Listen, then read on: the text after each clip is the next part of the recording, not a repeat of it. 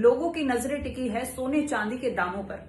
पिछले कई दिनों से सोने चांदी के दाम पहले तो ऑल टाइम हाई पर पहुंच चुके थे, लेकिन अब पिछले 3 दिनों से इसमें जो गिरावट आई है उसने निवेशकों और खरीदारों को हैरानी में डाल दिया है।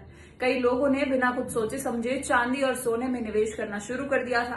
पहले कभी भी चांदी में इतनी तेजी नहीं देखी गई थी, तो लोगों ने सोचा क्या पता आगे जाकर हमें अच्छा रिटर्न मिले तो चांदी खरीद लेते हैं। अब लोगों ने चांदी में निवेश करना शुरू किया। वैसे ही पिछले 3 दिनों से अब चांदी नीचे गिर रही है और उन लोगों की टेंशन काफी बढ़ चुकी है। अब लोगों की नजरें हैं कि बजट पेश होने के बाद सोने चांदी के दामों में क्या गिरावट आती है।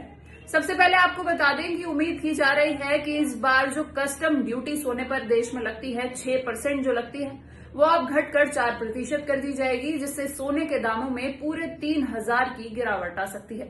इसके अलावा सिल्वर यानी चांदी में भी 6000 की कटौती देखी जा सकती है।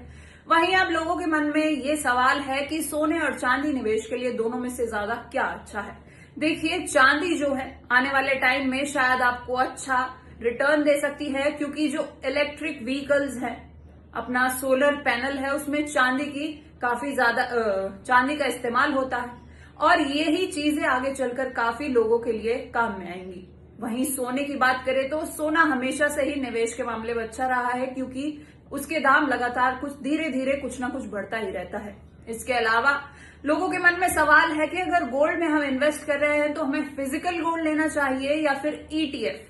तो हम आपको बता दें कि जब हम ईटीएफ गोल्ड खरीदते हैं तो उसमें हमें लॉकर का पैसा नहीं देना पड़ता, ना उसमें हमें मेकिंग चार्जेस देने पड़ते हैं जो हमें फिजिकल गोल्ड में देना पड़ता है।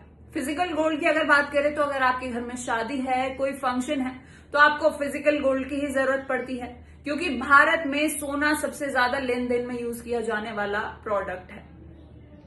इसके अलावा अगर आपको लगता है कि बजट पेश होने के बाद सोने चांदी में गिरावट आएगी तो हमें कमेंट्स में जरूर बताएं। तो अब आप हमें कमेंट्स में जरूर बताइए कि जब सोना चांदी के दाम बढ़ रहे थे तो क्या आपने भी हड़बड़ी में इसमें इन्वेस्ट कर लिया था और अब आपको भारी नुकसान हो रहा है।